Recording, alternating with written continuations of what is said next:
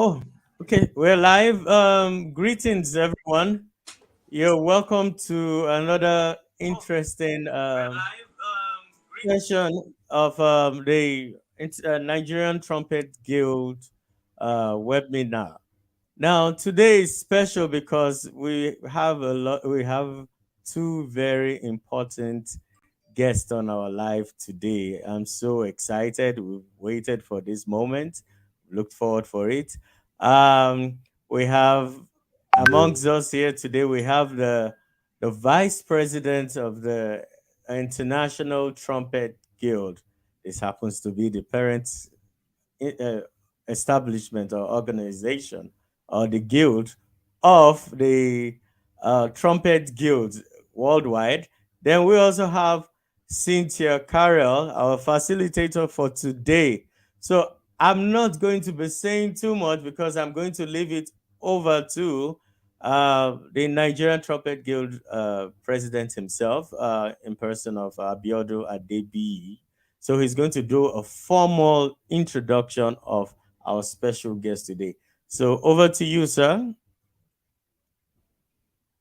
Thank you very much, everyone. And I say good afternoon, good evening, good whatever it is, from wherever you are, because I'm sure that we have members listening in and watching from Europe, from Africa, Nigeria, and from the US. And even in the US, we have different time zones. So the timing are very different. But what's important is good of wherever you are. It's my pleasure to welcome everyone again to this series of our training series that we started this year. And this training, I must say, is in line with the vision of our parent organization, the International Trumpet Guild. And this is a very special one. The International Trumpet Guild is about training trumpet players, making sure that trumpet playing is done properly. There's a global acceptable way of doing the trumpet, of playing the trumpet. So we have officers that actually started and that are maintaining the International Trumpet Guild, coordinating all trumpet players from every part of the globe. So this is a very important program for us today. This is the sixth one. We have done different topics for some of us, for some of you that have been joining us. This is a very special one in that we are going to have an important trumpet professor, as you must have read from our different social media. So, but that we are going to introduce her later. Fantastic trumpet player, experienced band, orchestra player, teacher of theory of music, of everything music, and a very beautiful woman too, happily married with good children. But we're going to introduce that later. But now we have the Vice President of the International Trumpet Guild, Mr. Ryan Gardner, who is also the President-elect of the International Trumpet Guild. The International Trumpet Guild chartered the Nigerian Trumpet Guild in 2010. And we have over, in real time, we have over 2,000 trumpet players that are members. But we maintain a Facebook page that has over 1,000 followers, as you'll be seeing from the Facebook page and YouTube. But we have an active WhatsApp channel page where we discuss day to day. We don't rest on that page. 24 hours, we see discussions and all that. And people from South Africa, as you are going to be seeing, our officers that we're going to introduce later that are actively with us on video here. So we're very glad to have Mr. Ria Gardner with us today. And of course, this program we are doing, it is a direct order and within the knowledge of the International Trumpet Guild. So Mr. Ria Gardner brings us good greetings and good tidings from the ICG board. So over to you, sir. Thank you so much. It's such a pleasure to be here. I truly, honestly feel like this is a dream come true in a lot of ways. And the fact that, the International Trumpet Guild, our mission is to connect the entire globe of trumpet players and to see how and to be here with the Nigerian Trumpet Guild is just really, really exciting. And to have a venue and a webinar that is going to be not only seen by those in Africa, but in the US and Europe and Asia and all over the world. I mean, that's something that we are striving for. And so thank you, of course, to all of you here at the Nigerian Trumpet Guild for all that you continue to do for not only the trumpet players in your community, but also worldwide. So thank you so much for that. I also just wanted to sort of talk about a few things and initiatives that we're working on with the International Trumpet Guild. One is that the International Trumpet Guild membership is free for anybody who is under 17. So if you have students or children who are interested, please go ahead and register them. We will be sure to make sure that they are getting everything that they can receive from us. And as part of your membership, I'm sure many of you know this, but you get 4 quarterly journals, and those come out in October, in January, in June, and in October. And you also get a free CD every year as well. And this year, what we have done is military band excerpts performed by some of the most esteemed players in the military here in America. And it's just really fantastic playing. So that's going to be coming out pretty shortly. We also have opened up a lot of our competitions. Those are now coming, you'll find out about the repertoire for that in October, and those are due in December, on December 1st, December 15th. And I would encourage you to certainly participate. We want as many international folks as we possibly can. The Caruso competition is happening this year. The Caruso is a jazz competition that is really for fantastic, phenomenal up-and-coming jazz artists, and that's happening in October of this year in Belgium. And then our main conference is happening this year in Minneapolis, Minnesota, and that is from May 30th through June 3rd. And we hope that many of you will come join us. The following year, we will be in Anaheim, and that will be in 2024. And honestly, we are really excited about some of the missions that we have put forth, which is to really, again, start to do more regional events internationally, and to continue this sort of international outreach. So again, kudos to you. And of course, we are really trying to also make sure that we are hitting our youth as well, and reaching out to our youth, and making sure that we are really developing a special bond there as well. So that's a little bit from the International Trumpet Guild. And I would also like to say how excited I am to see Dr. Cynthia Carroll here, who is just a wonderful friend and colleague.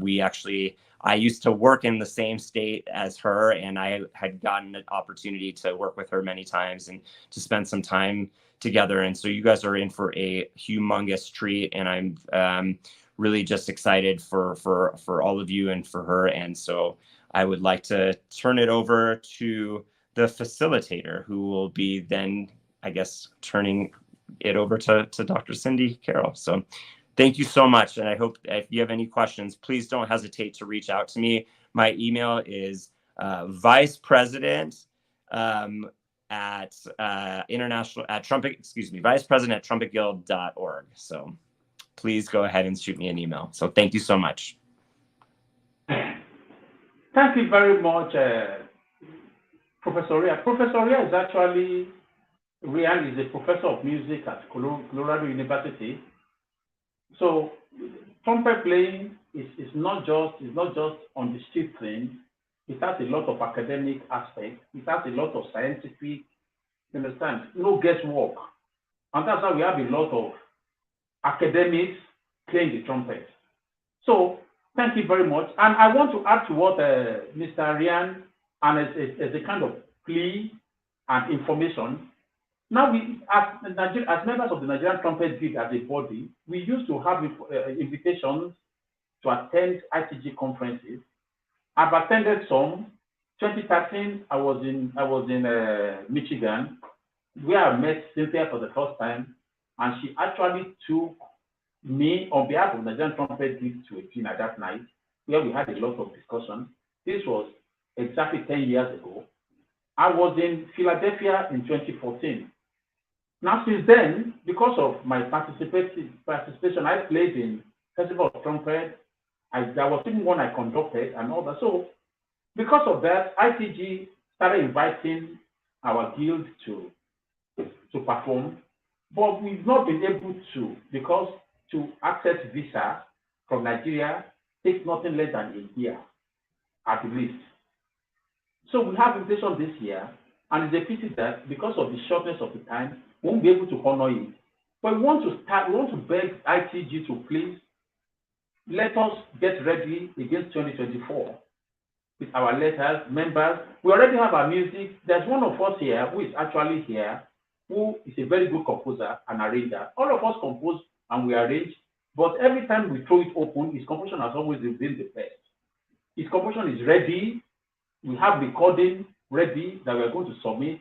So we want to ask that you should please give us that concession of starting to arrange for you said the one for next year is Amin in California. It was held there about 4 or 5 years ago. That's correct. Yes, it was in Anaheim. Yeah, so it's the same location. It's right next to Disneyland, so it should be a good place to bring your. I can assure you that Nigeria will host it very soon. That I can't wait. Nigeria will host it.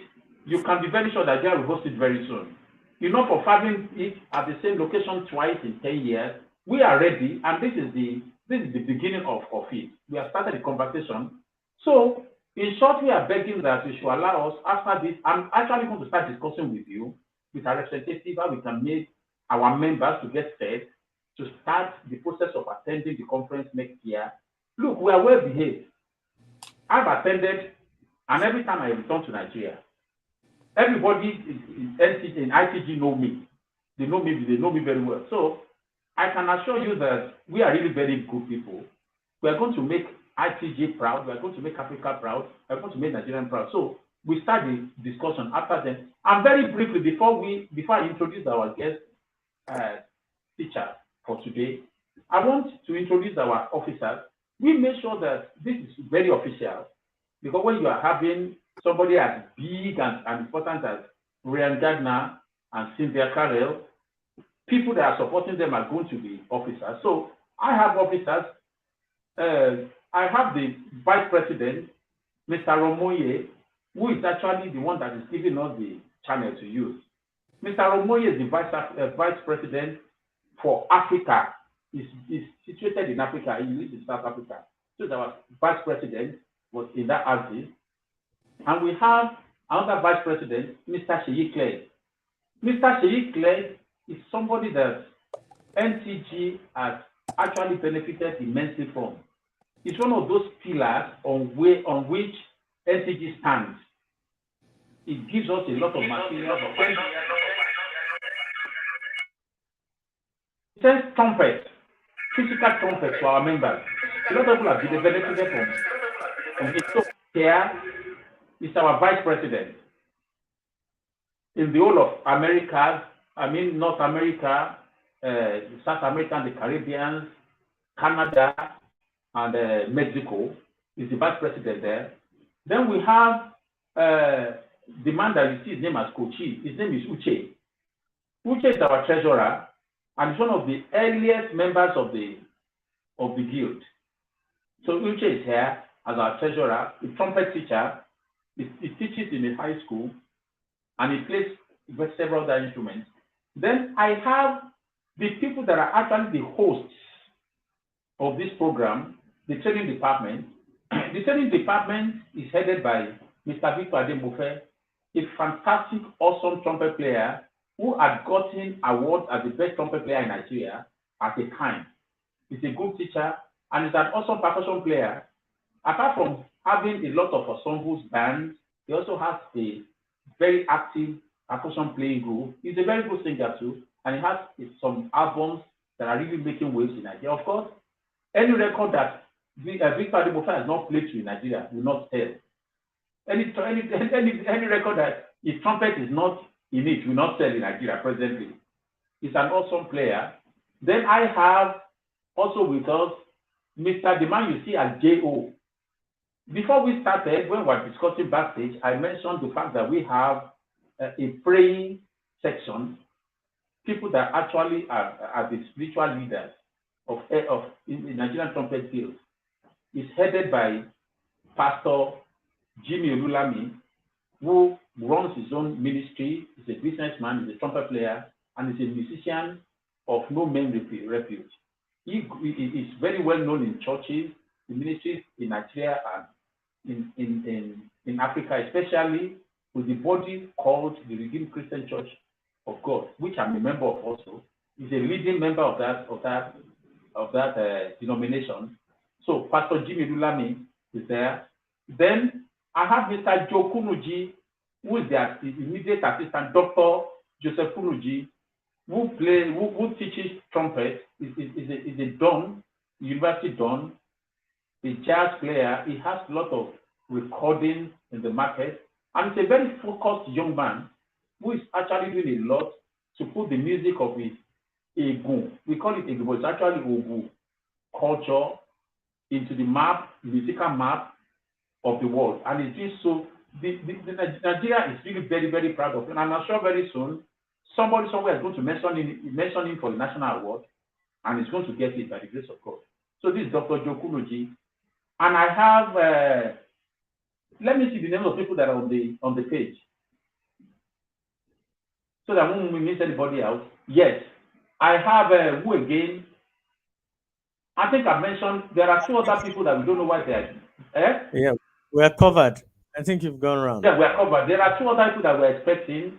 A member of the membership committee. We have a membership and recruitment committee who takes care of our data of members. And then she is a lady too, because we definitely cannot have a title like this without another lady that will at least help Cynthia carry her bag. And so we have her, but she's not here. And of course, another person who is an awesome trumpet player that is assisting Victor Ademofe in the training department. So today we have Cynthia Carroll, and of course we have read so much about her on our social media at our meetings. So I hand over to Cynthia Carroll, an awesome teacher, wonderful trumpet player. So thank you very much. Thank you very much for introducing everybody. And I wanted to just say hello to everybody. I'm getting to see some of you that I've heard of, and I've seen your names, and so it's nice to get to see you. My connection here is that I've been the ITG affiliate chapters coordinator since 2009. Mm-hmm. And so I helped with the establishment of the Nigerian Trumpet Guild and a lot of others. We have 50 something affiliate chapters right now. Some of them are universities, some of them are states within the US, some of them are cities, some of them are whole countries, but we have a pretty big number of that. We were growing, and then the whole COVID thing happened, and we've kind of slowed down since then. Excuse me. I wanted to tell you a little bit about who I am. I'm not a famous person, obviously, but I have studied with some famous people, and I like to think that I represent them in some way. My primary teacher was John Haney, who is a big name in the United States from the 50s through the 80s. He was my other father, and I owe him a great gratitude, a great debt. And we're talking about tone today, and I sound a whole lot like John Haney. So we'll talk about that. But then I also studied with Mike Tunnell and Ray Sasaki at the University of Illinois when I was doing grad school. So they had a small part in this as well. I grew up playing in bands, but I also did a lot of work in orchestra when I was in college and grad school. I played principal trumpet in a regional symphony here for a number of years until that went bankrupt. Excuse me. And then I've played in a regional brass band as well. So I've got a range of experience. Probably my least experience would be in jazz, but I do have some in that area. I chose the topic of tone because although it seems very basic, it is, I think, probably the most important thing we can talk about. And it encompasses a lot of different things. And so, in my point of view, that's the best thing I have to give someone, is to work with them on their tone and to help them to sound pretty. I mean, I'm not your Maynard Ferguson high player, and I'm not anybody prominent, but I have a nice sound, and that's what I hope to give to my students, and that's what I got from my teachers as well. I'm a bottom line person. I want things to be practical, and so that's also a part of this. I believe that as such a basic skill, it's got to come first. But so I hope people of all different levels will benefit. Maybe I will give you some new ideas on how to work on things. And always, if you ever need anything or have questions, there are ways to get a hold of me. Your friends in Nigeria know, but I believe my email address through Trumpet Guild is affiliate chapters. It's either affiliate chapters or affiliates at trumpetguild.org. So first thing I want to do is define tone, because sometimes that can be a problem. One of the definitions that I use is the distinguishing attributes of a sound. In other words, the parts of the sound that we would describe that distinguish one tone from another tone. But when you go to the dictionary, they use the words quality of sound, or they also say pitch and quality and strength of a sound. And I want to spend a lot of time on the quality of the sound. Our tone is the product of a number of processes. We have our aural concept, we have our airflow, and then we have our physical conditioning of our embouchure. So it's a multifaceted thing to work on. And so I came down to 4 basic principles that I have always used when I taught. Number 1, tone is a musical property. If you want to make good music, you need to have the best sound that you can have. Number 2, tone is married to intonation and balance. You cannot separate those other items from it. Number 3, I don't know if you're as old as me, you may have remembered hearing the saying, "You are what you eat." And so I will apply that to tone here in a minute. And then the other one is, you play how you practice. So those are my 4 principles I want to talk about. Tone as a musical process, as a musical property. I have a paraphrase of a saying that goes like this: even if I play higher and faster and louder, if I don't make music, if I don't have a good sound, nobody wants to listen to it. It doesn't matter. I know there are some exceptions to that. We can point to some famous musicians, especially in the jazz world, who had some, let's say, different sounds, but who spoke so much through the music that we didn't mind. But most of us need to be making a good sound in order to be musical. And I just don't think they're separable. And so I also use the saying, be music-centered, not self-centered in your playing. Okay, so number 2, tone and intonation. You know, your intonation requires pitch and tone matching. And so the whole idea of pitch matching and blending and that kind of matching, that all goes along with your tone. You've got to, if one of those is not good, you get out of balance and the others suffer as a result. Generally, I find that people who have good tone also have good pitch. And people who have bad tone often have bad pitch. So I don't think they are separable. I think that this concept has to be taught from the very beginning. I've known band directors who said, "Well, you can't teach tuning to junior high beginners." And I'm like, Yes, you have to, but it starts very general. It starts with, can we get on the same basic pitch? And then it gets more and more specific until we match. But unless you are made aware of your imperfections in tone and pitch, until you're made aware, you really are not going to make the best sound. All right. So this whole thing has got to start from the very beginning. And so, especially with my younger students, I play a lot with them. I warm up with them. I go through flow studies and long tones and things with them because they need to know what we want them to sound like. Otherwise, they will sound like all the other little kids and the horrible sounds that we hear from lots of beginners. They just all sound like themselves because that's all they hear.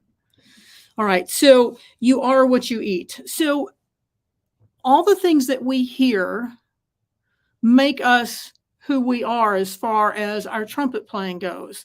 So the people that you are playing with, the people that you're studying with, the musicians that you're listening to, all of that goes in and comes out. And it's impossible to quantify. You can't say, move this lip this much and adjust your tension that much. It has to be here in your ears and in your head before it can come out your instrument.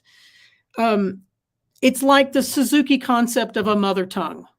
You're going to sound like your mother tongue. So it's very important that as a teacher, you're giving them that example. And as a student, you find a teacher who has the sound that you want, because that's what you're going to sound like. I also think I find it very interesting, the connection between a player's language, the language that they speak, as well, and how it affects their trumpet sound. Not as much as used to because of the globalization of media, but historically, the Germans had a particular sound, the French had a particular sound, the Americans had a particular sound, and I'm sure that the different areas in Africa probably have different sounds too, related to the language. So like the French language is very nasal, and trumpet players from France typically have had a nasal sound, maybe not as much as they used to, but they had a more nasal sound and brighter sound and a faster vibrato. And that was a part of their speaking and singing voices as well. And so you are what you consume, what you hear. So it's important not only there for what your teacher's doing, but also who you're listening to. If you want to sound like Maynard Ferguson or whoever it is, you should listen to and try and imitate that person. Okay. Then I want to get to the next point. You play like you practice. If you're not paying attention to your tone when you're warming up and doing all your technical exercises, you're practicing a less than ideal tone. Why would you ever practice anything but your best tone? And yet I hear this all the time. When I was a band director, I used to hear kids come in the band hall and they would just honk and do all these things. And I would stop them and I would say, you don't need to practice sounding bad. You've got that. And they'd be, oh, you're so mean. And I was like, no, that's the honest truth. Why would you practice sounding bad? Practice the best sound always in everything that you do. And I know we say, listen to yourself. And people are like, of course I'm listening. No, I mean, actively listen to yourself when everything that you do. So I'm going to get into that more specifically in a minute. All right. So whether you're doing your warm up or your technical work, or you're practicing your band or orchestra parts, or your etudes, or all of it, you need to be making your best sound.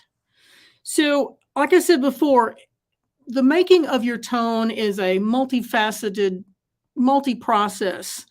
And so your oral concept I've been talking about in your ears, your mouth, your oral cavity shape, the inside of your mouth, and the vowel sounds that you are producing affect your tone. They are very important for your tone.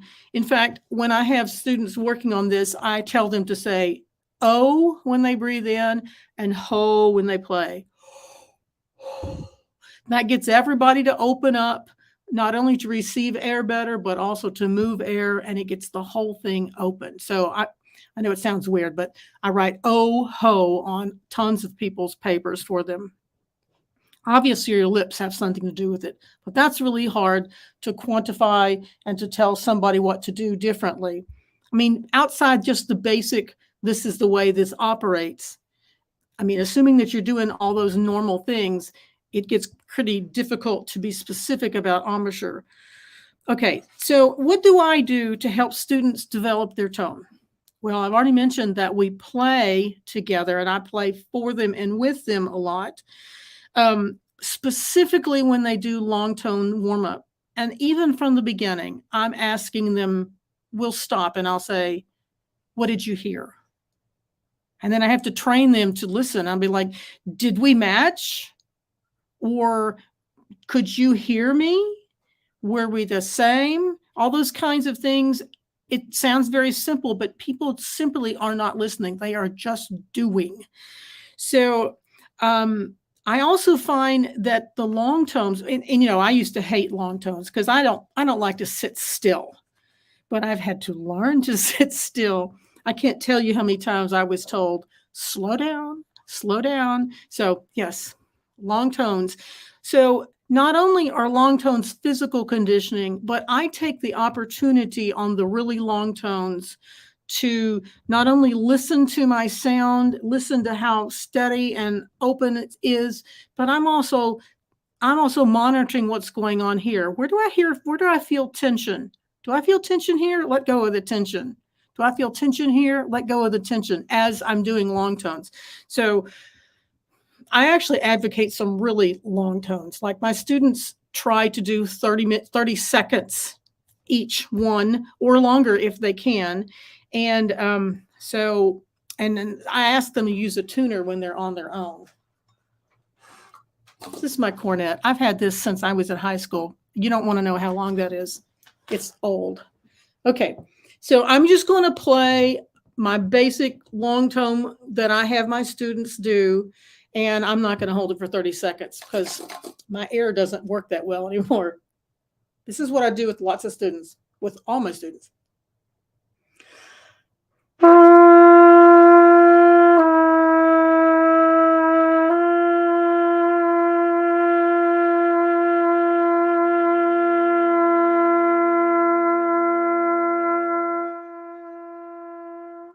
course, I go longer, but I don't know if you could see it or not, but I thought, oh, there's some tension here, and I let go of the tension. But I'm listening to my sound, and I'm listening to how steady things are, paying attention to the air to keep it steady. And then we just continue to do that downwards chromatically.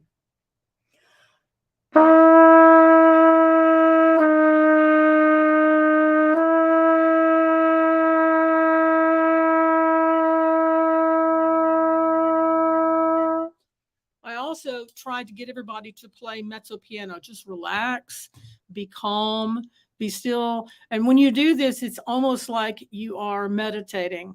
It is relaxing if you let it. Of course, as I said, that's difficult for me. So I have to practice the calming part of that, the listening and just relaxing as I play it. It's a time for reflection. It's a time for observation. When I don't like what I hear, then especially with my students, the next thing that I will have them do is buzzing. And I know there's some people out there that think, well, buzzing is not the same as playing. No, it's not. But it does focus in on the most basic aspect of your playing. Because when you play your instrument, our trumpets lie to us in a way. I'll show you what I'm talking about. So your buzzing sound is going to be related to your playing sound, obviously. So we also work on our buzzing sound.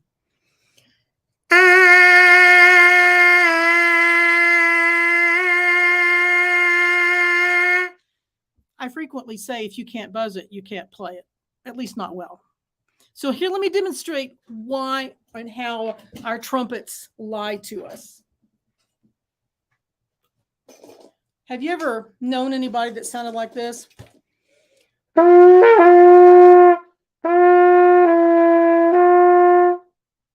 I'm not just sharp. I'm not even buzzing the same pitch. Here's the G. Okay, so I'm going to back my mouthpiece out. Hang on. If that buzz matches the sound that I'm trying to play, I'm going to have the best sound. I'm going to have the most centered sound, the sound with the richest core, and as a matter of fact, a better in tune sound. But I know you know people that sound like this. I didn't change anything. That's what I was buzzing in there. But that's why the sound wasn't its best, because I wasn't buzzing far enough off to get the next harmonic. So my horn had to play a G, but it was not a good G.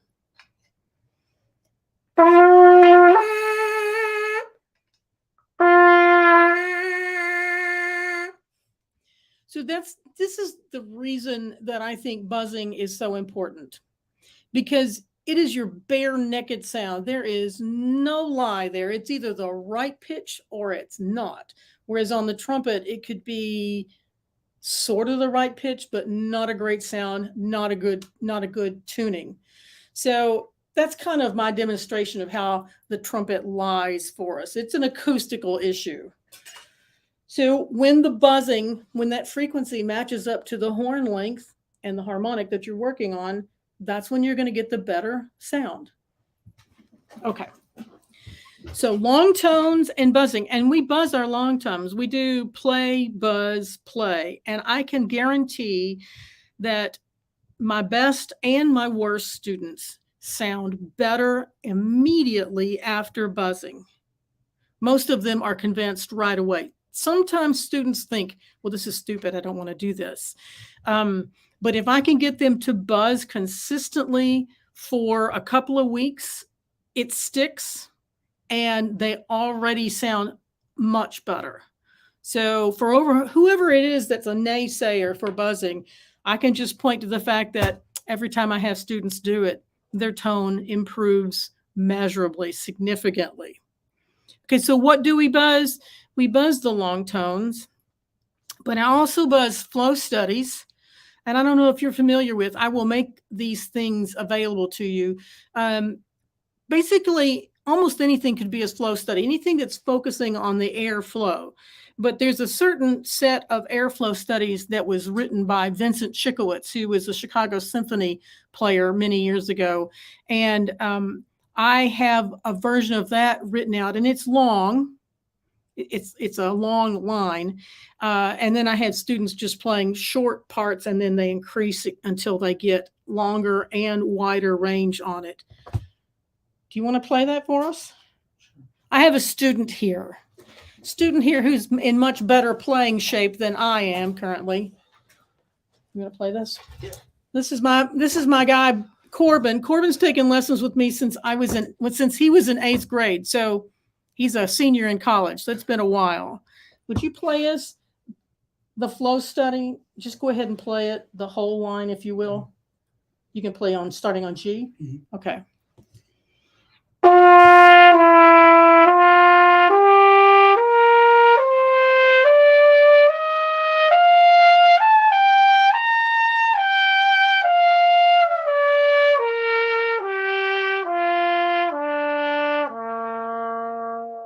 That's the full version. It takes a while for students to get anywhere near that version because range for one, but then also do they have enough air to do it? And that was a little bit faster than I have them do it. I mean, it's called a flow study, but I also call it a slow study because I want them to go slower. So I will send you that and I will show you how I divide it up for my students as we go. But those long tones and buzzing go together, and flow studies and buzzing go together. All right. Now let's talk about the musical thing, the musical aspect of this whole thing. I can't reinforce enough the concept of singing. You need to be singing your music as much as you can. I mean, I know range, but sing your music, especially the melodic parts. that singing phrase that you probably naturally do is the airflow phrase as well. Sometimes we play and we're not actually flowing all the way through something. And if we sang that way, we would hear that that's not right. Like beginner band kids will play ba, ba, ba, ba, ba, ba, ba, ba. I'm going to stop them and I'm going to say, would you sing it like that? Well, you would sound kind of weird if you sang it like that. Let's sing it. And so we sing it. Da da da da da da da da da da da. And then I say, let's play it just like we sing it. And that goes a long way to establishing not only we're talking about musical and tone, but also we're talking about phrasing and how the air is the phrase. So I don't think people talk about this very much, but the whole airflow thing is the musical flow. The famous teacher Arnold Jacobs from the Chicago Symphony, his main saying was wind and song. And his point was that they're not separable. You cannot separate those two. So it's not just me who says that. So students play and buzz and sing their music. And as part of that, I also have students play vocal music. We have a series of art songs that are German and French and Italian, and we study how not only how the vocalist phrases it, but how the vocalist pronounces the words and articulates vocally. And we try to emulate that ourselves because our instruments are supposed to be like a voice. So then you need to study how to sound like a voice. And so almost every year, especially during marching band season, when they're playing a lot of high and loud stuff, we spend our time on art songs because I'm trying to counteract what's going on in the marching band. Okay, so I'm going to play a song for you. This is one of my favorite songs. I come back to this one all the time. And I'm coming back to my cornet because my cornet is my favorite. That's part of my oral concept of the trumpet is the cornet sound, because I know the instruments are virtually the same. They're not quite. And there is a difference in the tone. So this is my background, my basic. All right. So see if you know this song. I gotta take this out.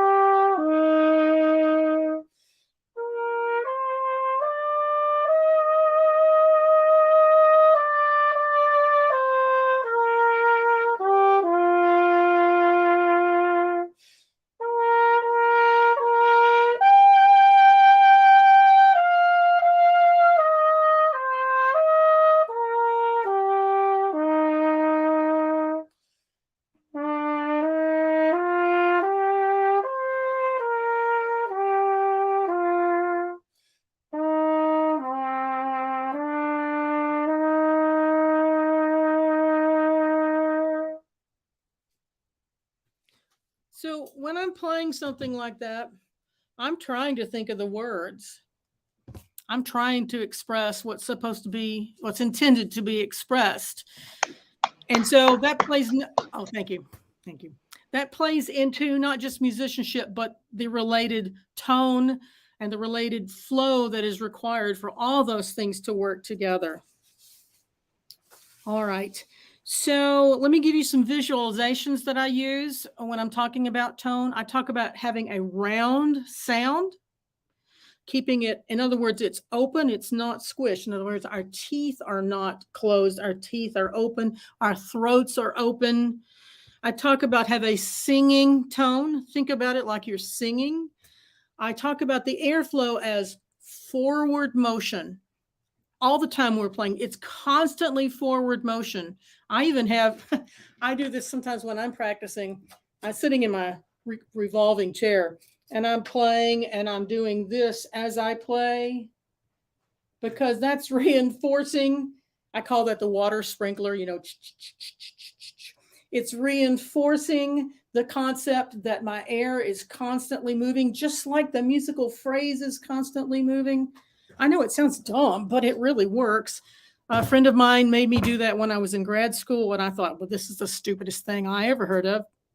It works, and I don't care if it is stupid, it works. So there you go. So, you know, just a few more seconds here. Things that affect our tone and our pitch include not only our horn length, like where your slides are and what valves you've got down, but also your harmonic series. What harmonic are you playing in? The fifth partial, that is our E, is a flat partial. So that's why our upper E, E flat, D are flat. And if you know that, you can anticipate that and be ready to correct that. Sometimes I use a different fingering for that, but most of the time I'm just pulling it up with my embouchure, with my tongue in my mouth, raising my tongue. Likewise, the sixth harmonic, the one that's top G, G5, is sharp. And that's why when you come down from there, you go from sharp notes to flat notes. And so there's a whole bunch of opportunity for being out of tune, seriously. So if you know that, you anticipate it, you adjust for it, you buzz with the piano or a tuner so that you can learn what the proper pitch is supposed to be. And then you can learn to play it in tune. And like I said, the pitch and the tone are not separable. So we spend a lot of time with students doing that. Obviously, things like your embouchure, your instrument itself, whether it's hot or cold, or whether you're playing loud or soft, all of those things affect your tone and they affect your intonation. And so you just have to learn to work with those things. Your tuner is your friend. I use a tuner on my phone, and my students do too. And so, as I said, feel free to contact me. I'll share anything you want me to share. I've got most of my stuff is in PDF form that I could give to you, and I'll just make it available. It's not a problem.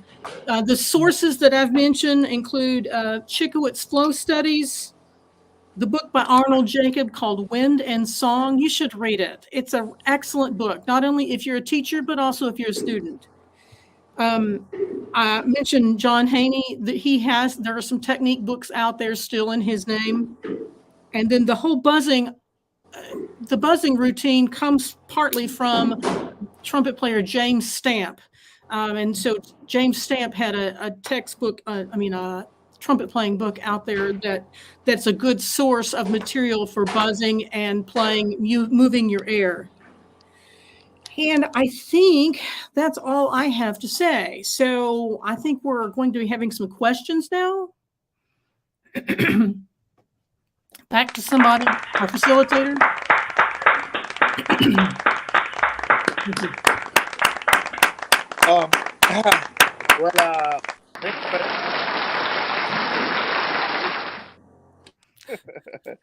All right. Yeah, thank you very much. As regards to you, when you started saying that when people feel certain tensions from parts of their face, some people might not be able to recognize what you're talking about when you say tension in the jaw area or cheekbone or the lips with the embouchure area. So can you just a little bit of emphasis on how would you even be able to recognize that you're feeling a certain kind of tension, what are the symptoms? What are the signs that would, tell you, oh, okay, I'm feeling this certain, I'm having this certain feeling. Okay, how do I adjust to correct that feeling? Well, obviously, there's a certain amount of tension required to make our embouchure work. So besides that, when I'm playing and I'm monitoring that, I'll notice that, wow, why is this side more pulled than that side? And that's when I'll be like, okay, relax that. So that's the kind of thing I'm monitoring, just how it feels around here. Anything that is uneven, unbalanced. And then in the throat, a lot of people will try and articulate using their throat, or they will inhale and or exhale with a constricted throat, and neither one of those are good for your playing or for good for you physically. You cannot be you can't move your tongue quickly, you don't make your best sound, and your air does not work as well when this is constricted. What you sometimes hear is people make a grunting sound when they play. And I understand what they're doing. They're trying really hard to make it work. But trying hard is tension. And so we have to learn to relax that. I also have people monitor their shoulders, because I find that students end up like this, and I just touch their shoulder and they relax and their tone opens up immediately, because everything's connected. If you have tension in your arm, it becomes tension in your embouchure. It's all connected. I know if you've ever had a backache because your foot was messed up, you know what I'm talking about. Maybe that's an old person thing, but so it's all connected. I can relate. I understand.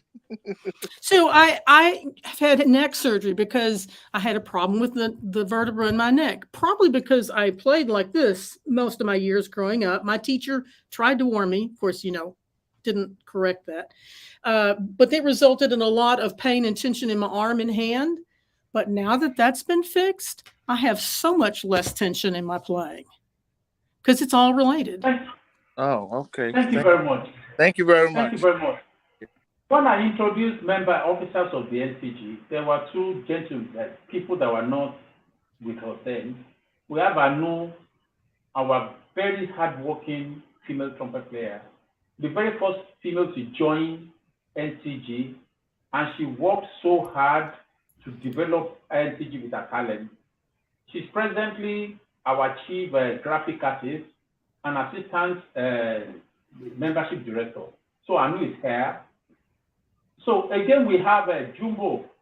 Jumbo is a frontline gospel, of course, jazz player. I mean, every aspect jazz, class that he plays everything, but is a prophet. Am I right to call you a prophet? He's a pastor. He's a pastor. And he's a well-known recording artist in the mold of this call and the rest of them. Is here joining us. And that other person I must introduce. Zinzu Wilfred is actually the president of the Republic Trumpet Guild. Yes, I'm familiar with him. I'm familiar with him. Okay.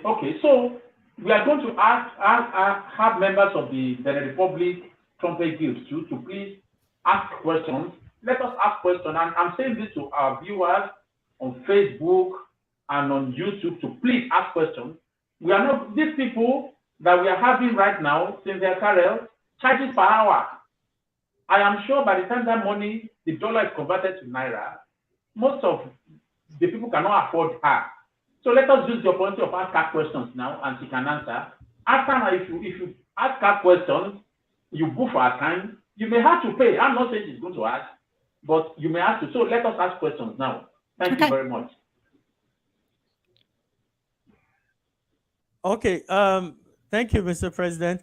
So, if thank you very much, Dr. Cynthia Carroll, for the wonderful presentation. It was quite educative and revealing for a lot of us who have been playing for a while. Now, if you're watching, because I see there are 34 people or more, there are 34 people on YouTube alone watching. If you're watching from YouTube, you're watching from Facebook or any other medium, please, you can start throwing in your questions so that our facilitator can respond to them.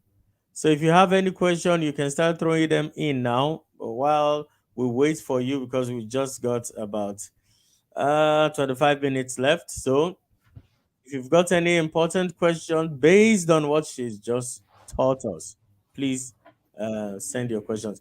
Now, for those of us here, anybody who wants to ask any questions in the meantime, also feel free. Anu, I see that you're smiling. Do you have this? Our special Anu is our special lady trumpeter in the house. She was one of our first female members to join the guild. So I see you smiling, Anu. Is there anything you want to ask? Unmute yourself.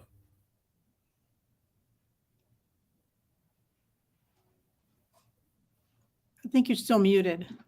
You're still muted. Oh, Well, I would say to her, girl power. Go girls. Yeah. I don't like to be singled out because I'm a girl, but the fact of the matter is there's not as many of us. So you go. yeah. Her inclusion to the guild has really encouraged a lot of young ladies to pick up the trumpets to play. In fact, When I was young, there were not. It was much smaller percentage. In the U.S. now, it's closer to half and half now than ever before. oh, wow. I think we've got almost 8 lady trumpeters in our guild, right? Am I wrong, guys? Yeah, Am I thereabout. Yeah, we've got now, thanks to the movement, we have about eight, this used to be unusual too over here, but we have a couple of ladies signing up. Then when you go to the secondary schools, that's the high schools, you find a lot of young girls picking up the Mhm. trumpet. So it's something, um, especially churches are now allowing for girls to play trumpet with the instrumental section. Well, So I mean, it's people used to say Trump girls couldn't play. In fact, in my lifetime, I've been told that was really good for a girl. And I just about socked the guy in the mouth. so anyone wants to ask a question here? Okay, let me see. I think the questions. I have a Uh, question, please. Okay. Okay, Joe has a question. Yeah, thank you very much, Prof, for the insightful session. I once had a teacher whose his philosophy is that trumpeters shouldn't play staccato because it obstructs the airflow. And you also spoke about, like playing the way you sing. Um, I'd like to know what your perspective is regarding playing short notes and detached Well, notes. if you could see my music stand, on there is a little saying that I use all the time. And I'm like, there is no such thing as staccato. Everything is actually connected by air. And Wow. that is my concept when I play staccato. So too often when we play staccato, we actually stop the air, and that is so much counterproductive to everything. So I often, even if it's staccato, I will have the students play it not staccato, in fact, slur it, and then do legato tongue. And I said, your slurred air is what I want you to use. Now add space. And so they will add the space, but I want to emphasize the slurred air so that they keep the air moving through it all and without stopping the air. So I also think staccato is highly overdone. When you look at the music, when you look at our etudes and things, and there's staccatos all over the place, they don't really mean staccato a lot of the time. A lot of the time they just mean well articulated, maybe some space. So I think you have to take staccato notes, the marking, with a giant grain of salt and look at it from a musical standpoint of what is actually intended in this context. Many thanks for reiterating what you know Professor Mike Blake used to say. He's passed on now, and thanks for saying that again. okay, so there's a question from Akin Adeleke. He's asked, can you please give more explanation about the harmonic series and how it affects a good tone production? Thank you very much. Well, I mean, theoretically, if you're playing well, all the harmonics should sound good. But the tuning of the harmonic systems is a different tuning than your piano, than your organ, and even than some of your other instruments. And it's great when you're playing with other brass players because we all have the same tendencies. But when you're playing with some other instruments, they don't have the same. And so you end up having to do more adjusting. So, as I said, the fifth partial, the E5 on your scale is pretty significantly flat. So that is your open E, E flat, and D. The only reason that D flat is not flat is because 1 and 2 is a sharp fingering. So it kind of counteracts it. But then your sixth partial being from G5 down, so G, F sharp, and F, naturally are sharp. And if you're going to play in tune with anybody else, you've got to bring it down. And it's pretty significant. And then we have the seventh partial, the one that's on B flat, that we don't usually base anything off of except maybe lip slurs. People accidentally hit that one all the time. That one's so flat, and that's the reason we don't use it, because it's just too flat. There are times when we do use it, but that's not what the way our fingerings are not based on that. So it's more an aspect of pitch than it is tone, because theoretically the tone should be good throughout the range. I do find that our low C, which is the second harmonic, because of the way we approach things physically, we often play that area very sharp, because we need to drop our jaw when we go into that range to bring the pitch down. So I'm hoping I answered your question. Okay, thank you very much. Then we have another one from Oluwasegun Ademola. Now he's asking, here in Nigeria, most trumpeters use the 7C mouthpiece against others. What mouthpiece is best for a learner and and genius players? It's a common question. So Okay. The 7C was the industry standard in the 1950s. But worldwide, our tone concept, I mean, I'm assuming in Africa as well, our tone concept has changed to be much darker and bigger. And the 7C, I hate the 7C. When I was a band director and all the instruments would come from the music stores, I wouldn't allow them to put 7Cs in there. The mouthpiece I put in my beginner's instrument cases was a 5B, so it's broader and deeper, and they more naturally make a better sound right off. And because it's not such a brilliant sound, they generally have better pitch as well. Again, that pitch and tone thing are so interrelated. And so the 5B is where I start, kids. I don't allow anybody to play a 7C. Then as they get stronger and more advanced, a lot of my kids will move up to 3C. I really don't like C. C's kind of shallow, but there's not a whole lot of other choices. But 3C is typically where I go after that. And then, it used to be everybody's like, ooh, 1.5C was the god of all trumpet mouthpieces. I mean, I think it's real individualized. And I too have played on a 1.5C. But when I was in my best condition, I was playing on a 1B. So it was as big and deep as Bach made. And I still had good range. So I was still able to play the lead parts in symphonic playing. And some of those were jazz charts. But not everybody's strong enough for that. And you shouldn't go there too soon for that reason. And I don't play on that anymore. I need more support, because the bigger the mouthpiece, the less support you have physically. So it's individual. And again, it's in your head what you produce, but the mouthpiece helps a lot. Makes a big difference towards that end. thank you very much. That was a wonderful one once again.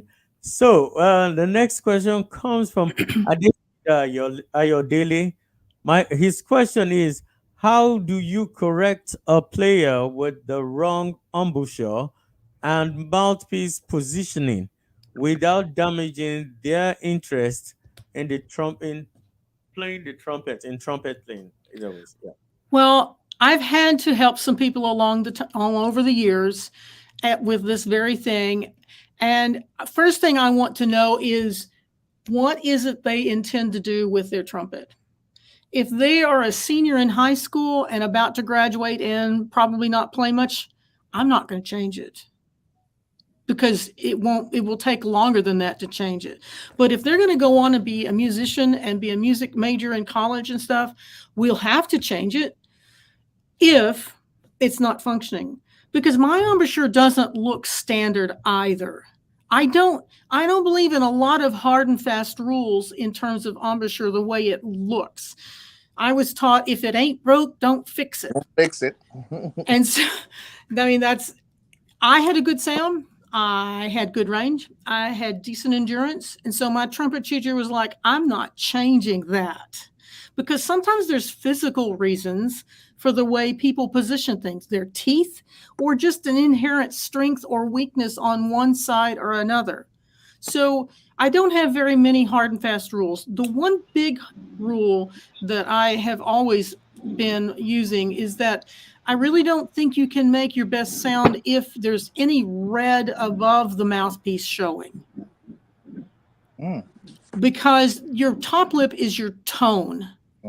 Your bottom lip, technically, it vibrates sympathetically with the top lip. You can stop the vibration here and this will continue. But you can't, if you stop this vibration, this often doesn't continue. And anyway, so that's one thing that I have seen across the board never works well, is if the red of the lip is above the mouthpiece. Now, having worked with some of our African American students who have broader lips typically, that sometimes is a problem. I mean, I don't know how to fix that in some cases. In some cases, it just needs a bigger mouthpiece because there's not enough room in the mouthpiece. So it's physically, I don't have much of a top lip. Mine's very small. And lots of trumpet players look that way. Lots of horn players look that way. I teach horn as well. So how do I approach it? Well, sometimes I ask them, you're not going to play for 6 weeks over the summer. None at all. We're going to try to ease some of the habits out. And then we start over with what we think we need to be doing. And we start small and slow and simple. I want you to play as many times a day as you can, but none of those times should be very long, because you'll revert to your old habits if you go very far. So I take it way back to basic and short, and how many times a day can you restart that new embouchure? And they'll put a mirror on their stand and work on it that way. But again, I want to know where they're going, and I ask them specifically, do you have the patience and the will to do this? Because it is not easy. If they don't, maybe I'll just leave it. Maybe I'll get them on a baritone. I've used baritone mouthpieces for therapy too, in that respect.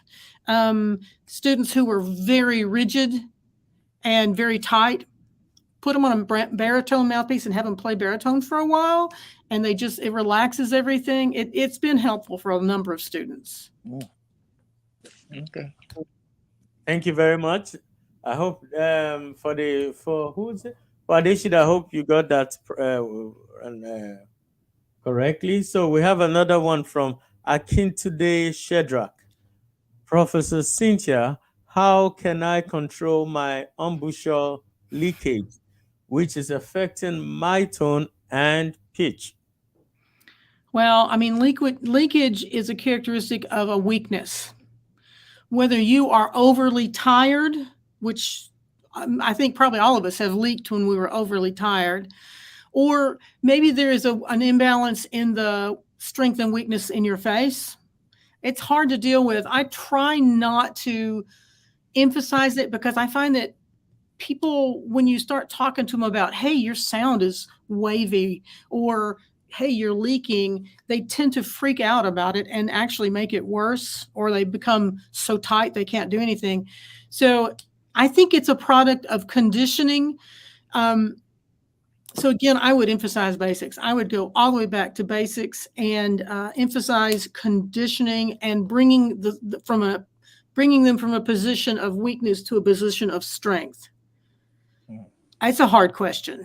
It's hard. It happens to all of us sometimes. Thank you very much. In fact, can I throw in something like some trumpeters have shown me some clips from the no, not from the late '60s of where Louis Armstrong played, and I don't know if it's a trick or it just so happened that you could literally see the side of his mouth open while he's tonguing, like when he was performing Hello Dolly in Africa. You could see that video. So I like what you said. We all need to go back to basics because some people just see it and they're not yet pro players and they learn these. I call them bad habits or Yeah. unconventional habits. So I like the fact that you said that everyone should go back to basic and learn it from the beginning. Well, and Louis Armstrong was a different situation because he learned to play with pretty much no assistance. He just was given an instrument and told to play. And he didn't know he wasn't supposed to puff his cheeks out. and the puffing your cheeks out pulls away from the embouchure. It weakens the embouchure. But if he didn't know, and then when he found out that he wasn't supposed to do that, it was too late because he'd ruptured these muscles. So there's nothing he could do about it at that point. So yeah, he was compensating for a weakness with all the other things that he did. Yeah. Okay. Thank you very much. Then AY Solar Music is asking, what role does a mouthpiece, big cup, small cup, etc., contribute to the tone? Well, I mean, obviously it plays a role. Your deeper mouthpieces typically give you a darker sound, and your shallower mouthpieces give you a brighter sound, typically.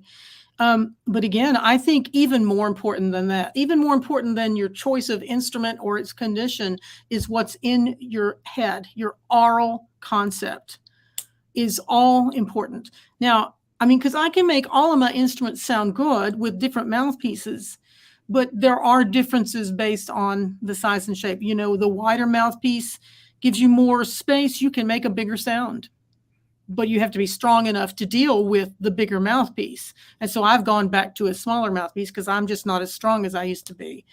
Yeah, it makes a difference, but it is not the holy grail. And when you go to trumpet conferences, there are all these young people off over there trying every instrument and every mouthpiece. They're trying for one more high note. And I'm like, that's not all there is. I know we get stuck on higher, faster, louder, but that's not the end all of everything. I think I'm just going to pull out the basics card again and say, if you've got good basics and you've got a good aural concept, you can probably make anything sound good. There's the story of, I think it was Heifetz in a concert, and he brings out his violin, and it's supposedly a Stradivarius. And he plays and it sounds beautiful and everybody's awed by it. And then he smashes it and everybody's, oh, well, he had bought it at a pawn shop. His point was, I can make it sound beautiful regardless. So there. Okay. So we'll move to the next one. Okay. From Mr. President himself. What are the significant differences between the intonation whilst playing jazz and whilst playing classical music? Well, that's a trick question, but Mr. Biden. I think we have a different set of tolerances in jazz. And I don't think that, I don't mean to say that we don't play as well. I think we would all be well served to play well in tune, regardless of what we are doing, and to make a good sound and everything. But then you think about Miles Davis, and you think about Dizzy Gillespie, and you think about Louis Armstrong. They didn't have the conventional sound. They didn't have the conventional classic sound, but they said so much with their music that who cares? I mean, there's a certain level you got to come up to, right? I mean, if it's really a low quality, well, I mean, we're not going to hear what you have to say probably, and we don't want to listen to it if it's that bad. But so there is a minimum, but I think there's more flexibility within the jazz world than there is the classical world, definitely. Oh, okay, thank you. Then there's it, Afolabi. Afolabi, I can't find your question. Please, can you send it again? We can't find it. I've been searching all over for it. Okay, so the next question comes from can you put, okay, she's already done that. Okay. Okay. Oluwa Shego Ademola is asking, upline players and downline players. Okay. I think you mean upstream and downstream is typically what we say. So I've had young students who played way downstream. I have never had one of those succeed. If you can't fix that, if you go too far that direction, you have no range whatsoever. Can't get above the staff. And then that's when I put them on something else, right? When I was a band director. But so there is too much. There's also too much this way because you put too much pressure on the top lip and you've actually killed your sound. You've stifled your tone, besides the fact that you are depriving your lip of oxygen. You actually reducing your ability to play long, your endurance. So I play slightly upstream when I'm not working on it. And that's something I worked on when I was a kid, but it's a habit, something about the way my mouth is. So typically we teach that it's slightly downhill, just not tons downhill. And whether people like to admit it or not, we tend to pivot. When we play higher, we tend to do this, and we play lower, we tend to do this. I mean, within reason. And I don't teach pivot unless somebody's pivoting backwards. And I do have students that do that. I did that once upon a time and had to learn. So went back to basic lip slurs and emphasizing.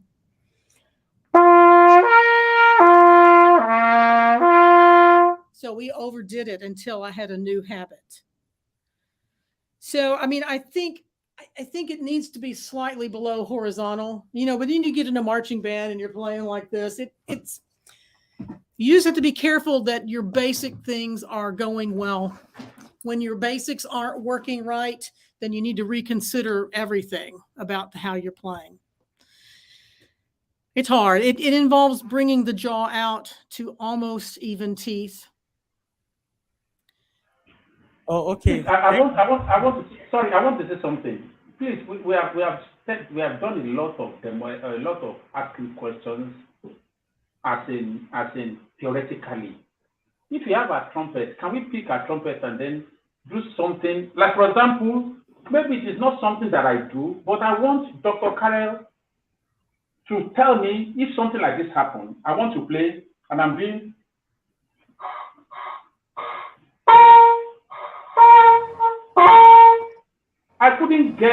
If I couldn't get my hand out at one, you understand, strike? Yeah, you didn't respond. You haven't responded. Yes, when you didn't respond, is it a problem of the mouthpiece, of the trumpet, or my style, or simply out of practice? Okay. Well, so when you're a beginner, you know how beginners are just play loud to make everything work? It's because this is not very responsive. They're not well toned. And so it takes a blast to make it work. And if that's the issue, then we have conditioning to do.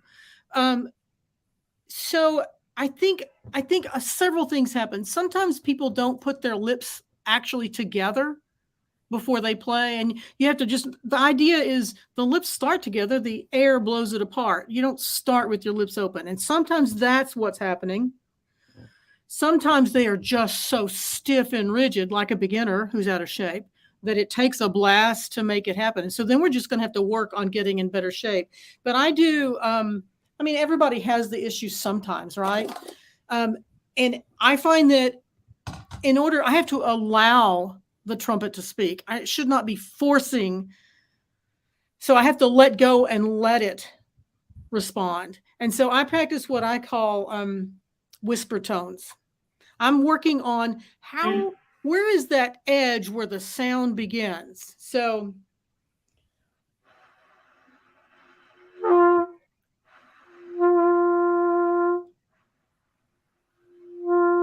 I work on that until I can make it respond, or not make it, where I can get it to respond with the least amount of effort and air. And I work on that. Now, sometimes it's tongue.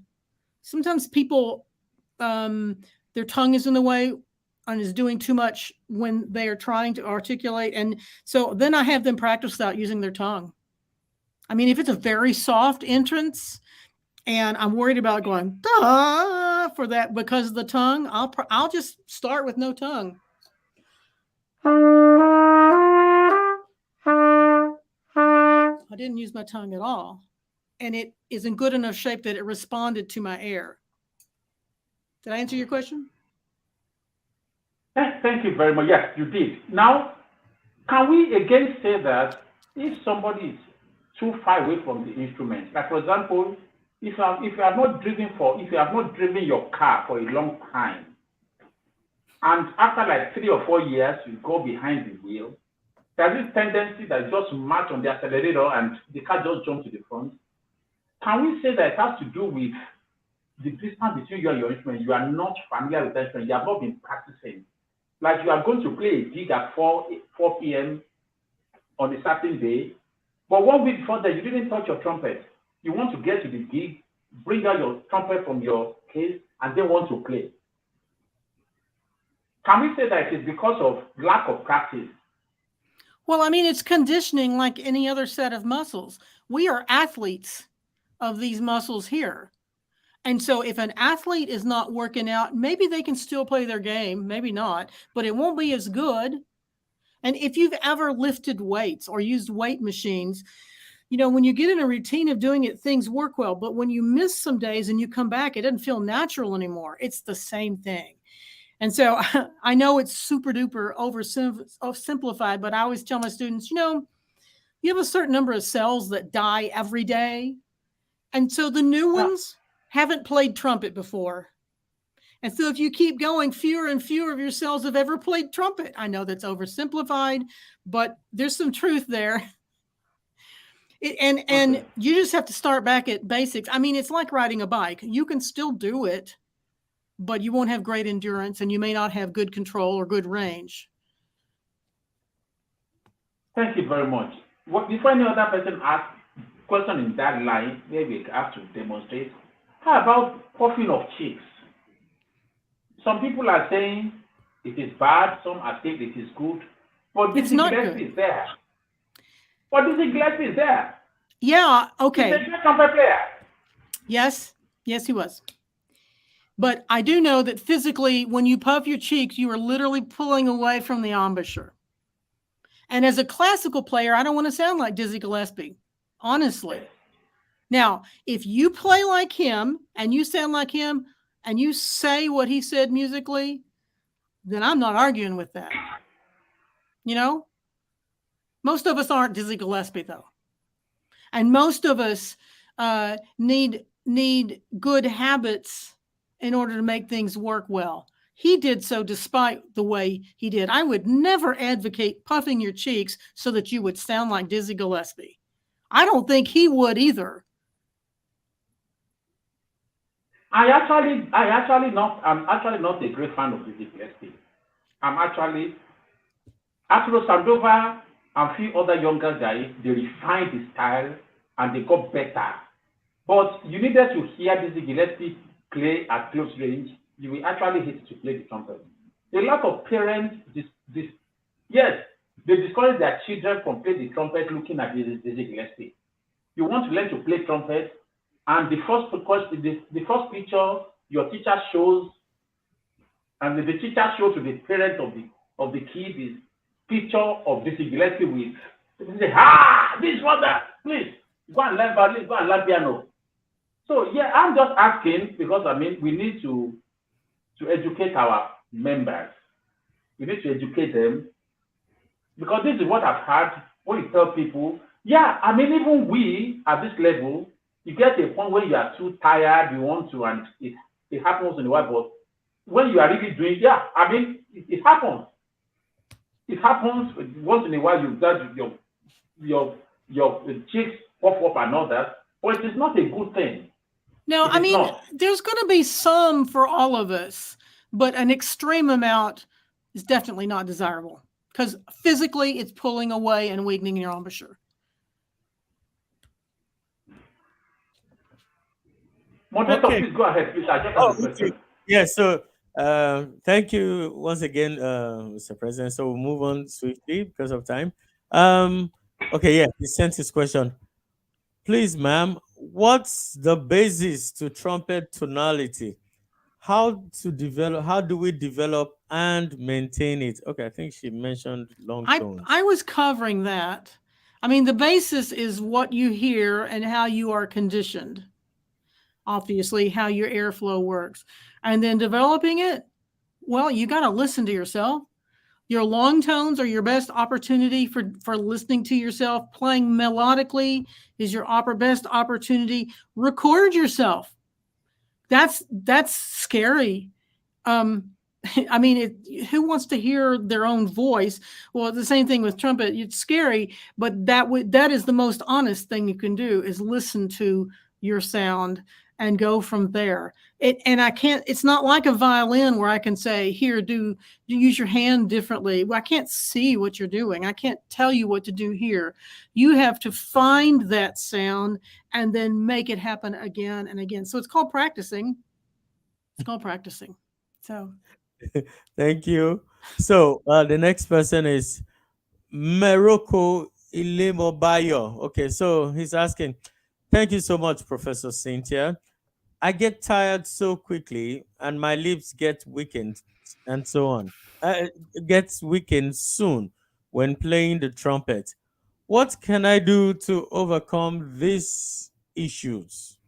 Well, assuming that you've got a good setup here, um, the rest of it is a matter of conditioning. And I struggle with it too, more now than ever before. I find, though, that the worst thing is when I'm nervous, like I'm going to perform, it tends to eat up half of my endurance just being nervous. And I guess that all of this is nervous and tight, and I'm fighting it, and that must be why in using it up sooner.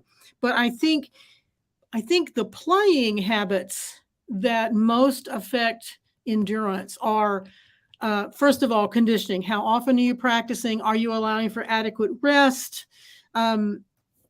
Are you doing things that strengthen your lips, like lip slurs as well as long tones?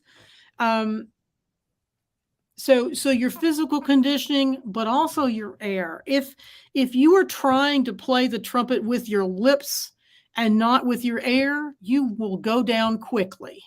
So you have to learn how to use your air, let the air do the heavy lifting, not the lips. Oops, it's coming out. If I'm using good air, if I'm using good airflow, then my lips won't have to work nearly as hard. But if I'm trying to do it all from here, I won't last any time at all. So conditioning and air, as well as just making sure you've got a good setup going on. Okay, thank you very much. The next one says, does the weather have any effect on the lips of a trumpeter? Well, I mean, does the weather have an effect on an athlete? I mean, it's the same thing. So here we have issues sometimes because it's so cold, and then everything is just so tight and stiff that it makes it difficult to play. And so we keep our mouthpiece in our pocket to keep it warm, and you keep buzzing and you keep getting your face warm. But I find that heat can be an issue too, because everything just tends to almost like everything wilts when you're just really hot and it just doesn't want to play. And then sometimes because it's hot, your lips swell, and that doesn't make it easier at all when your lips swell. So yeah, I think it can make a significant difference. Yeah. Yeah, thank you. And that's a good one because my teacher on this panel, Dr. Kunuji, used to tell me always carry your mouthpiece and buzz before you even attempt any performance. If, like, for instance, he says, even if you've not practiced, buzz on that mouthpiece. Otherwise, your chances of succeeding will be very, very slim. I So mean, that's I've played in times when it was really hot, playing a parade in the summer. And not only is the sweat causing things to slip, but it was just so hot, just was difficult. Everything just melted, including my face. And then I've been in cold situations where I just cracked every note because everything was so stiff and tight. So you gotta warm it up. okay, we're getting to the end. So AOD, the living sound. Also, I find it hard to reach the third octave. Why? Everybody Okay, well, wants to. I feel like I'm saying the same thing over again, over and over. It's a matter of conditioning and it's a matter of air.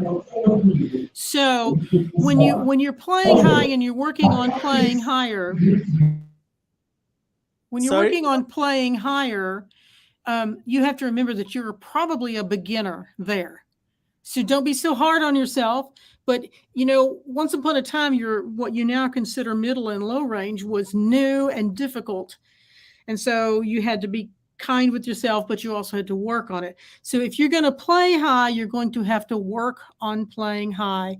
If you're not using good air, you can just forget it because it's super compressed air to play high. But you have to have the embouchure that can withstand that, can stay together to use that super fast air. So it's a matter of conditioning. It's a matter of time spent, experience. And then it's really a matter of airspeed after that. Okay. I think this should be the last. Okay, this should be the second to the last one. Oluwatobilola Babalola is asking, I have this feeling that being gap toothed doesn't allow me pitch well. Okay, well, I would say you need to look at, there are some big name, and his name is escaping me. There's a big name jazz player in New York City who has a significant gap.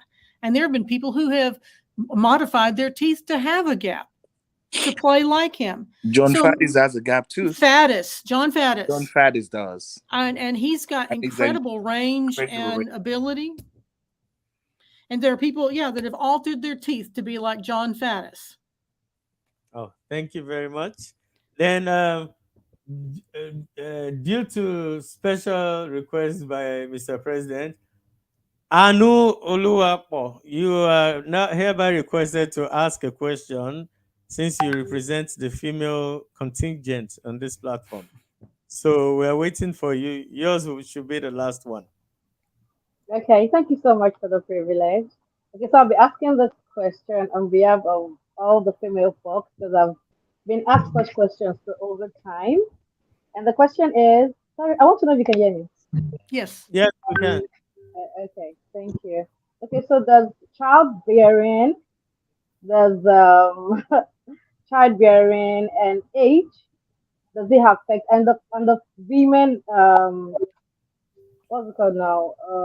Metabolic system or reproductive system or whatever, does it affect the tone as time goes on?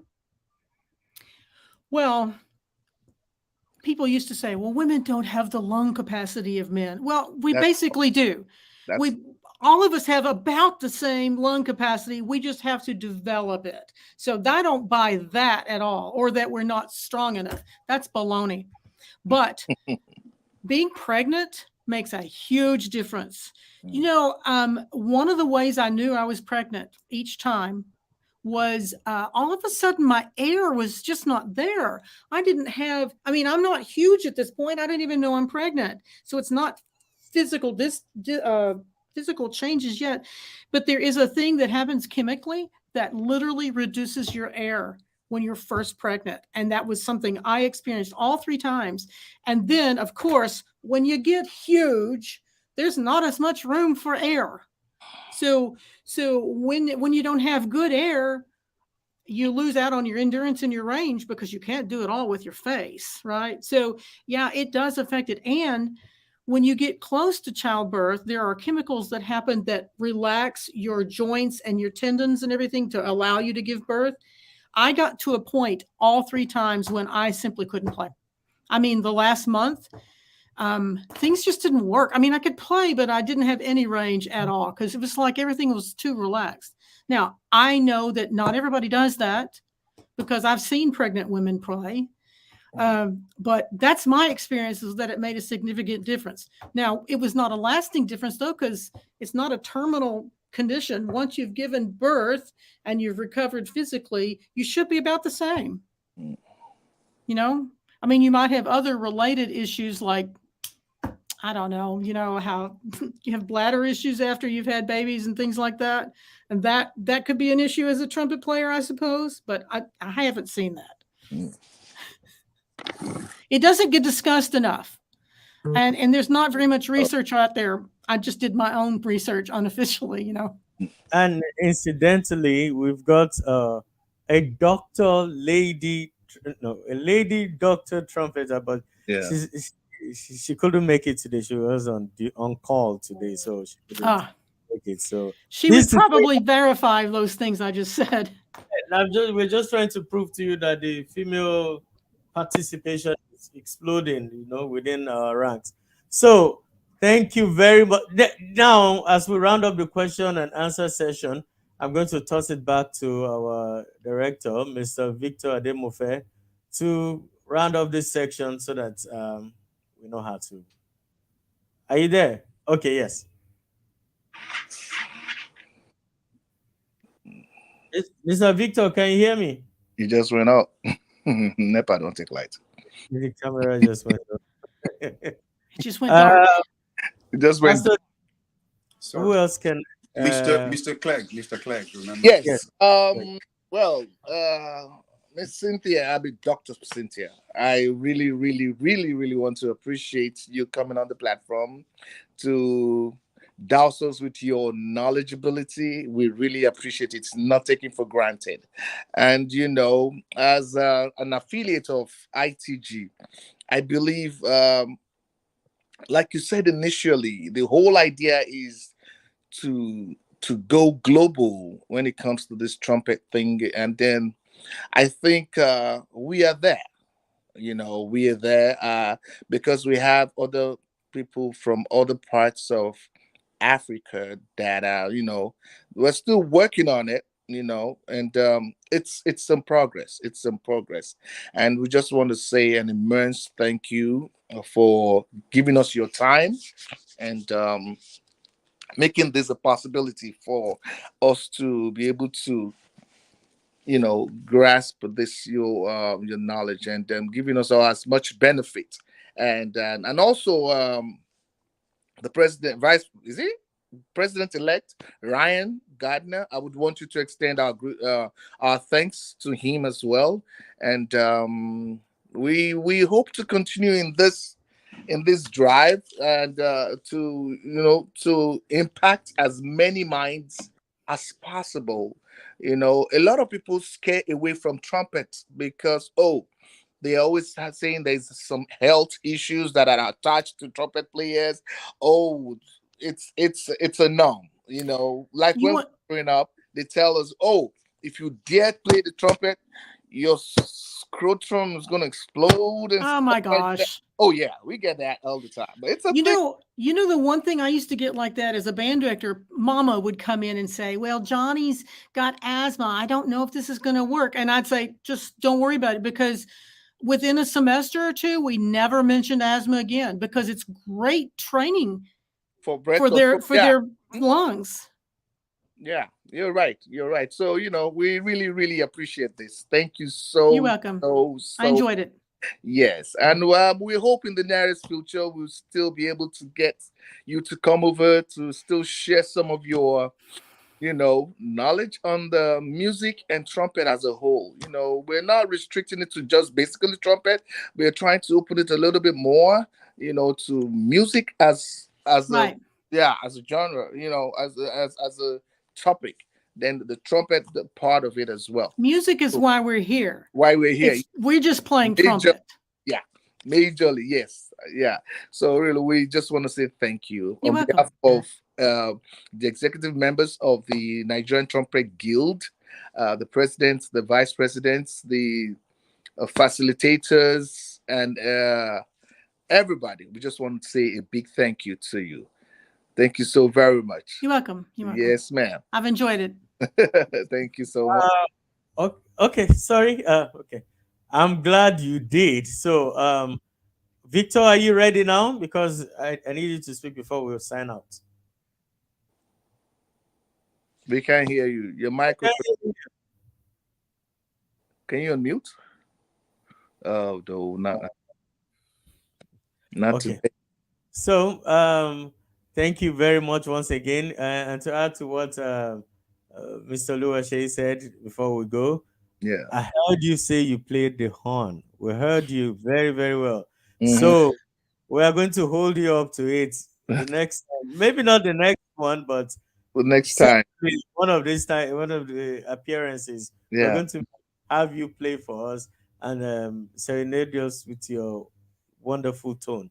Yeah. So, for those who are watching, we're going to be here same time next week. If you've got any questions for Dr. Cynthia Carroll, leave your questions on the YouTube page, and Yeah. I'm sure when she's free or she has the available time, she She will will. go through it and respond to your questions. So, Mr. President, I'm about to round up. I think we've gone out of. Can I say something, please? Can I Okay. say something, please? All right, sir. Mr. Victor Demofe, do you have your trumpet with you? Is the trumpet with you? His mic is not even on. It seems though he's muted or some sorts. I don't know. Okay. Is he hearing us? Dr. not Joe, muted. do you have your trumpet with you? Are you talking to me? No. Dr. Joe, do you have your trumpet with you? I Are you there, usually Dr. leave Joe? my trumpet in the office, but I've got a cornet. Please, we need you to do a vote of thanks with the trumpet of Dr. Cynthia Carroll. A vote of thanks with just the trumpet. with the trumpet.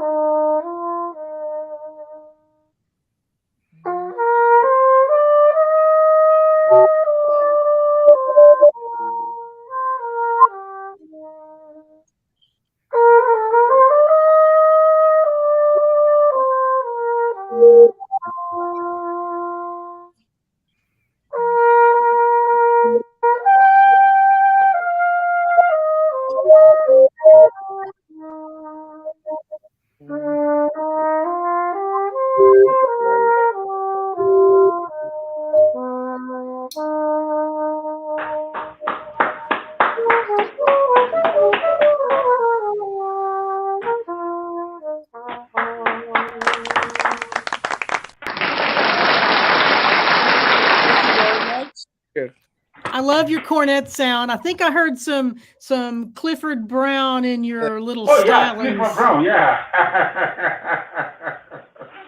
Yeah. Very small. Thank you very Well, much, Dr. Kumiji, for. My daughter won't agree that it's mine. She says this is hers.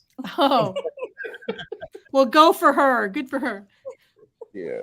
Okay, thank you. That was lovely. That was a very beautiful sound, Dr. Kunuji. So, we're closing this time because everybody wants Dr. Cynthia to linger forever, but she's got to do. So, we'd like to thank you for once again for the last time for showing up. Thank you for the time you took to impart the knowledge. We thank you. We hope that. We have this privilege again in the near future. And we also like, even though you're part of those who birthed this chapter, we also like to ask and welcome you as like the mother of the platform, whereby you feel like you're one of us. Don't ever be a stranger. Always be with us, please. Well, you know, Bodie, I don't know his full name. Bodie calls me Chris Ma. Bodie. He calls me Chris Ma. Bodie. So, Chris Oh, Bodie. oh, oh, that's nice. Oh, Chris, 40 or body. Bode. She's I talking think it's about Bode. Ola Bodie is his Yeah, name. Yeah. yes. Hola, Bodie. Okay. Bodie. yeah. So consider yourself mom to everyone now. So you're Thanks. honorary mom. So always feel free to enjoy. We really appreciate you. I'll So have to come visit. yeah, please do. So until next week, well, we'll come back here again. Leave your comments on YouTube. I'm repeating it again, and please don't miss the next week edition. So until we meet here again, goodbye and God bless.